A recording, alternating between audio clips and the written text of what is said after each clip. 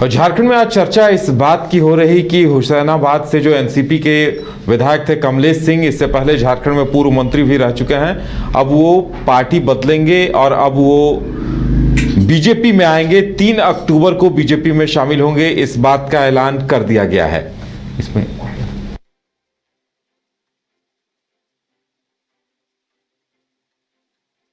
Kamlesh Singh BJP में शामिल होंगे, इस बात की घोषणा कर दी गई है। रांची स्थित बीजेपी प्रदेश कार्यालय में बीजेपी की सदस्यता ग्रहण करेंगे कमलेश सिंह। और इसके साथ ही हुसैनाबाद सीट को लेकर लगता है जो तमाम तरह के कयास लग रहे थे, अब उन कयासों पर विराम लग जाएगा, क्योंकि बीजेपी अगर उनकी ज्वाइनिंग की मंजूरी देती है, इसका मतलब उन्हें टिकट देने का इरादा भी कर लिया होगा।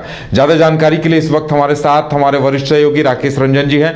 राकेश जी, देखिए, लगातार इस बात पर चर्चा चल रही थी कि हुसैनाबाद में क्या होगा, तो लगता है बीजेपी ने एक तरह से निर्णय ले लिया है। हुसैनाबाद में बीजेपी के इरादे क्या है? अगर वाकई में ये 3 अक्टूबर को ज्वाइन कर लेते हैं तो बीजेपी ने लगता है तय कर लिया है। यह जो सूचना आ रही है उसके अनुसार कमलेश सिंह, जो कि एनसीपी अजित पवार गुट के विधायक हैं, वो जो है अब बीजेपी 3 अक्टूबर को ज्वाइन कर रहे हैं, वो भी हेमंता बिस्वा शर्मा के सामने। और मुझे लगता है कि जब वो बीजेपी में शामिल हो जाएंगे तो जो एनडीए का एक घटक दल झारखंड में था वो कम हो जाएगा, क्योंकि फिर एनसीपी को कोई और सीट जो है अब मिलने वाली नहीं है, तो वो बीजेपी में शामिल होते हैं। देखिए, कमलेश सिंह के बीजेपी में शामिल होने के अपने मायने हैं। हेमंता बिस्वा शर्मा चाहते हैं कि जो ज्यादा से ज्यादा लोग हैं वो बीजेपी को ज्वाइन करें। इसी कड़ी में आपने देखा होगा कि पिछले दिनों जब वो देवघर दौरे पर गए थे तो वहां पर पूर्व मंत्री हरिनारायण राय से भी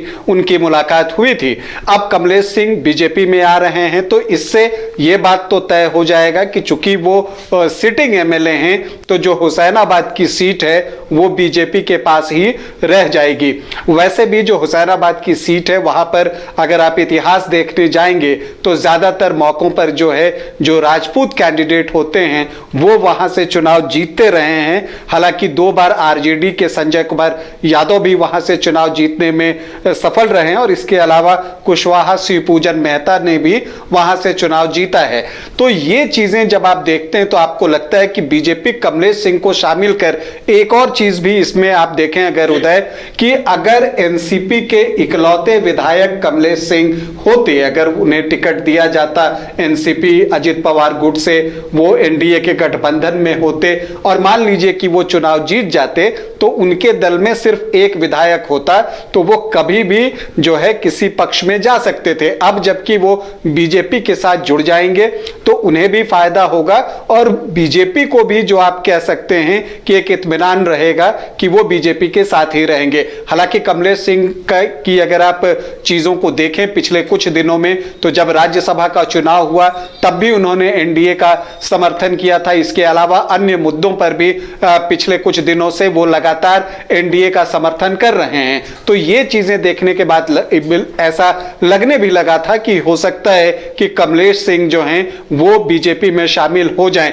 और देखिए, कमलेश सिंह अपनी राजनीति तो कर ही रहे हैं, अब उनके पुत्र भी राजनीति में आए तो अब ये देखना दिलचस्प होगा कि हुसैनाबाद सीट से खुद कमलेश सिंह चुनाव लड़ते हैं या जो उनके बेटे हैं सूर्य सोनल सिंह और वो चुनाव लड़ते हैं। इसके लिए हमें थोड़ा इंतजार करना होगा। राकेश जी, इसके साथ अभी तक बातें आ रही थी कि आजसू के संभावित प्रत्याशी शिवपूजन कुशवाहा मेहता उन्हें माना जा रहा था और वो लगातार तैयारियों में भी लगे थे, लेकिन लगता है कि बीजेपी अब इस सीट पर अपनी तरफ से अपने प्रत्याशी को उतारने जा रही है।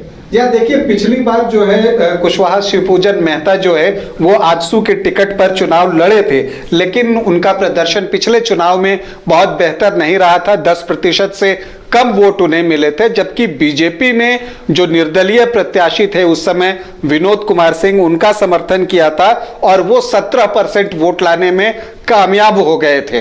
तो इससे पता चलता है कि बीजेपी का एक कोर वोट जो है वो हुसैनाबाद में है। और अगर आप उसे देखें, पूर्व में भी आप जाएंगे तो एक समय दशरथ सिंह बीजेपी से वहां विधायक हुआ करते थे, तो एक बीजेपी का बेस वहां पर बना हुआ है।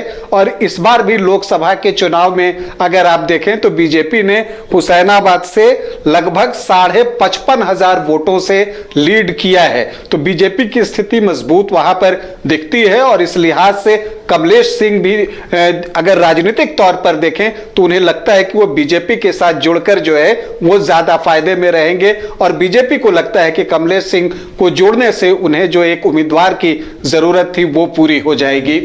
चलिए, तो देखने वाली बात यह होगी कि 3 अक्टूबर को जब कमलेश सिंह बीजेपी ज्वाइन करते हैं तो क्या कुछ तस्वीर उभर कर सामने आती है, लेकिन इसे एक बड़ा सियासी मूव, एक बड़ी रणनीति का हिस्सा माना जा रहा है। फिलहाल हमारे साथ जुड़ने के लिए राकेश जी आपको बहुत बहुत धन्यवाद।